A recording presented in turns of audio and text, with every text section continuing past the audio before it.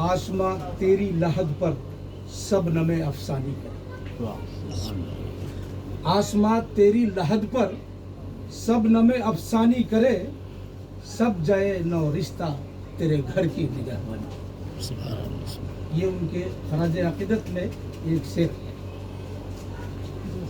हम इस वक्त नबी करीम की गुंजान बस्ती में खड़े और एक मेरा रहनुमा इंतकाल हुआ। उनकी ताज़ियती जलसे, ताज़ियती प्रोग्राम के लिए हम यहाँ खड़े। इस महफिल में हज़रत मौलाना अब्दुल सुभान कासमी, जावेद बाबू, गुड्डू बाबू, नौशाद, एजाज सिद्दीकी, नसीम अहमद मुन्ना, राजा भाई, एक बड़ा सहाफ़ी यहाँ का शकील रहमानी, महफूज भाई, आलम अंसारी साहब के बड़े भाई, छोटे भाई, मोइनुद्दीन नवाब कल्लू भाई सराय खलील से आए हैं। नसीम खलीफा साहब की ज़मीन पर यह प्रोग्राम हो रहा है। मौलाना गुफरान सल्फी साहब अपनी तकरीर में बड़ी अच्छी बात कही है। मुफ्ती अब्दुल रहमान साहब दिलो जान से लगे हुए हैं। अशरफ अंसारी साहब यहाँ मौजूद थे। नफीस अहमद और हम सब के इस वक्त के सरपरस्त अलाउद्दीन भाई यहाँ मौजूद, और हमारे कांग्रेस के लीडर, हमारे काउंसलर, हमारे भाई महेश सिनंदी तोता को भी आप लोगों ने सुना। एक मैसेज आया है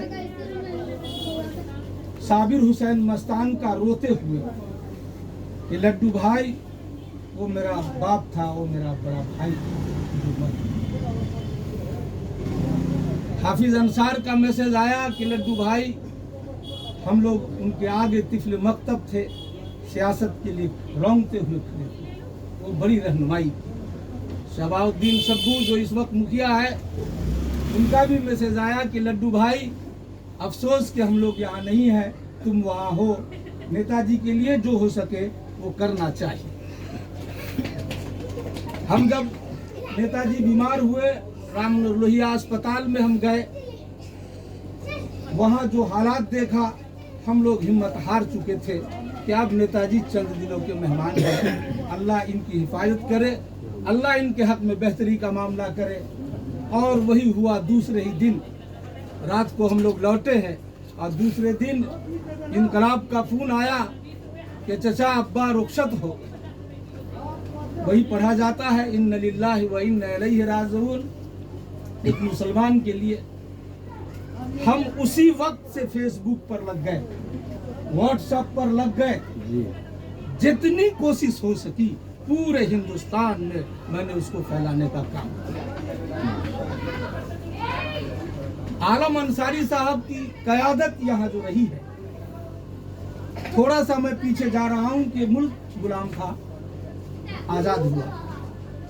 हिंदुस्तान के गांव के लोग शहर आने की हिम्मत जुटाने में कामयाब हुए। कुछ लोग शहर में आए, जिसमें 1952 में छपरा से नवाब खैरुद्दीन साहब तशरीफ लाए। 1956 में तकी रशीदी साहब कसाबपुरे में तशरीफ लाए। 1966 में आलम अंसारी साहब नबी करीम में तशरीफ लाए। उस वक्त गिने चुने बिहार के लोग, दबे कुचले बिहार के लोग,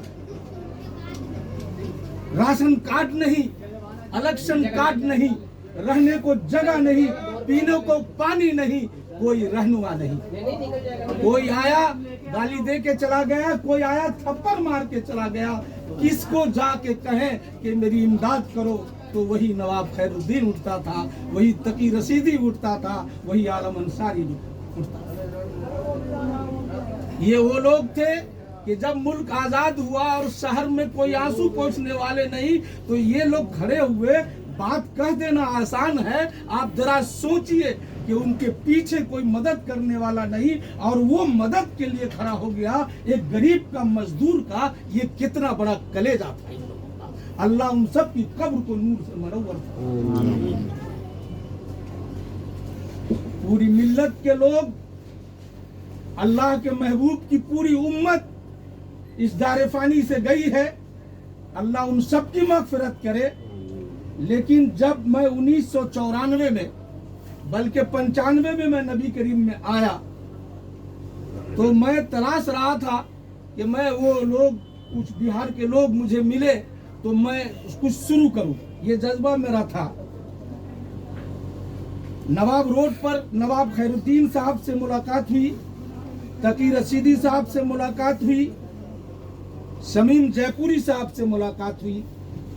जब नबी करीम में मैं आया तो तलाश रहा था, तो एक पतला सा आदमी एक जगह बैठा हुआ मिला, जिनका नाम शब्बीर साहब था, देवरा बंधौली के थे। उनके सामने में एक आदमी से मेरा धक्का लग गया। वो आदमी यहाँ का था। उसने हमको एक थप्पड़ मारा, हमने उसको 10 थप्पड़ मारा और लेटा दिया मैंने।